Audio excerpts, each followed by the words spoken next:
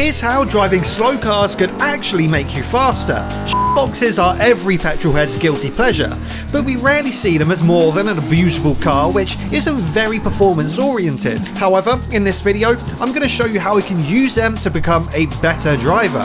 We have 3 variants of the bone stock poverty spec rust buckets today: front wheel drive, rear wheel drive and all wheel drive.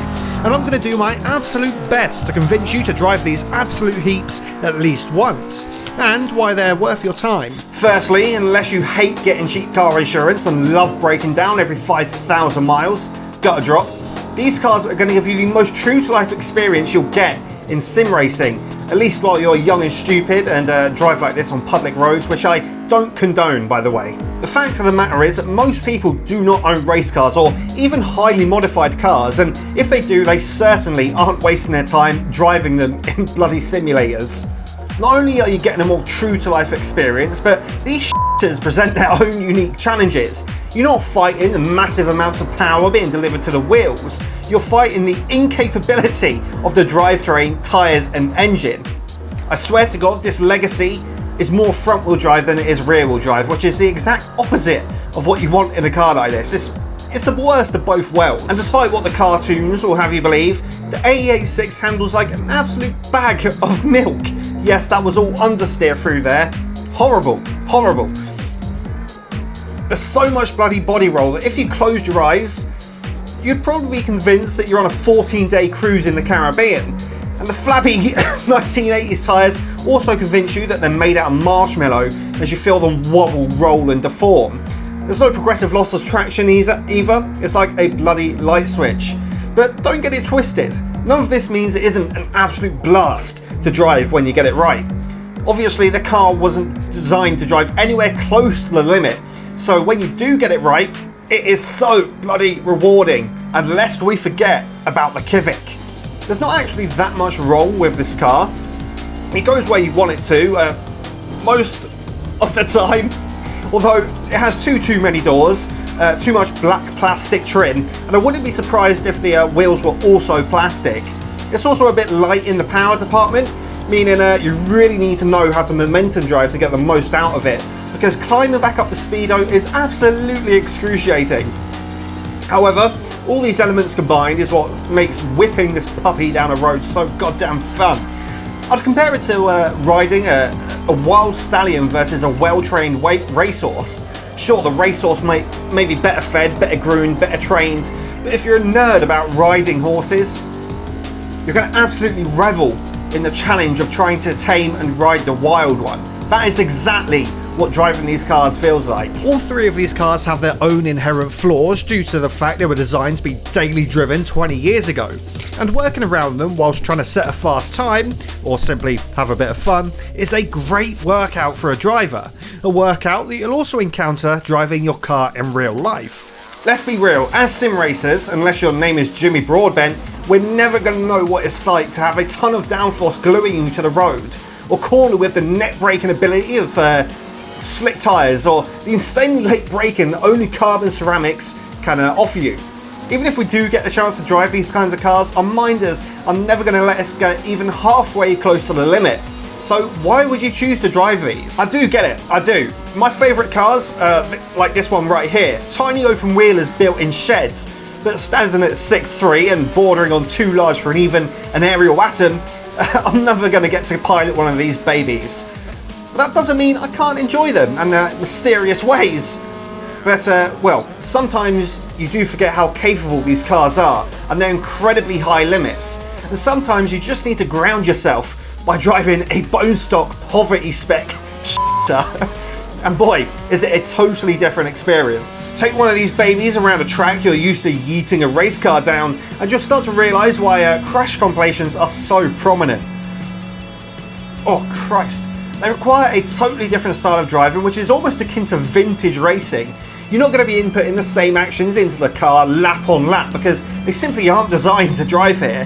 A little bit too much weight transfer here, or a bit of slip there, will throw the car out of whack. You've got to feel the car out on every corner and listen to what it's telling you. But you'll get to the same corner on the next lap and it will tell you something totally different. Lapping dailies isn't so much a formulaic act of precision, like it is a modern race car. It's a balance of ever-changing speed and safety, much like most retro race cars are, that weren't state-of-the-art machines bred to drive fast. And as crazy as it sounds, the 886 reminds me of this 1960s F1 car, from the sloppy suspension and tyres to the to my yearning to absolutely obliterate it. Paired with the 2.5-hour lap time it takes to lap a box around the Nordschleife, it makes everything surprisingly intense, especially on this part coming up, which is probably one of the greatest bits of track on this planet. It's absolute driving heaven. If you get complacent here, you can't rely on the race spec suspension, brakes or tyres or aero even to save you. A loss of focus will result in a crash, and you'll be going so slow you can see it coming the entire way, and there's not a lot you can do about it, which is scary. Cut as much off that corner as possible, take in a bit of grass. God, I love this track. Very dangerous corner this. Over a crest, off camber, no brake, full throttle, almost running wide there. As you can see, these cars don't like being driven this hard, and they make you feel every single input you make. From the long suspension travel, which was designed to subdue potholes, assumably. Yeah, you can feel it loading up as you transfer the weight. You can feel the tyres rolling beneath you. And all this makes diagnosis pretty easy if you do screw it up. It's not hard to tell where you went wrong. Don't get me wrong, race cars do present their own unique challenges, and it's not like you can be faster than them while also driving like you're brain dead. But if you're struggling to actually drive fast, there's a serious point to be made about learning in the slower boxes before you step up to the real cars. I mean, there's a reason why this MX-5 is still the most popular in sim racing, and it's not because it's easy. Alright, maybe I lied, it is. But it also does a great job at teaching you the fundamentals of driving fast and racing. And when the likes of F1, LMP and GT3 are available, and people still choose to drive this, it's pretty evident that that is the case. Come on, let's see if we can get this right for the video. It's not a perfect race car by any means. This is low on power, as we know. It has no aero, but it is still highly capable. And most importantly, it's raw. It does have slick tyres, which is a cardinal sin in the world of boxery, but that doesn't matter much, because you don't need to worry too much about where the grip is, or the bumps in the road, or tyre wear, or setups, or braking with downforce. No, you just strap yourself in and drive using the absolute fundamentals, the basics of driving a car fast, which is all you need really. So I guess the moral of this video is that although boxes might not have a sporty bone in their body, and they're certainly not designed to do this, like this 86 especially, they're still a heck of a lot of fun. And if you want to learn to drive fast, it's probably a good idea to do it in the slower cars first, because they will teach you the fundamentals without all the fluff that kind of faster racing cars give you. I mean, if you hop straight into a GT3 when you start sim racing, it's going to take a lot longer to learn the absolute fundamentals that you need to get down. I get comments from people all the time. They say they can do fast laps on a racetrack, but as soon as it comes to driving cars like these on roads like this, they're lost. They're terrible at it. And that's because they really haven't learned the fundamentals.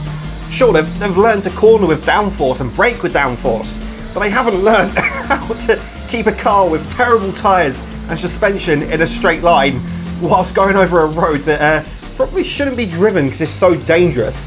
So yeah, if you want to get faster at sim racing, and especially to drive roads like this and cars like this, learn slower cars. That's it. That's all you need to do. Hope you found that helpful.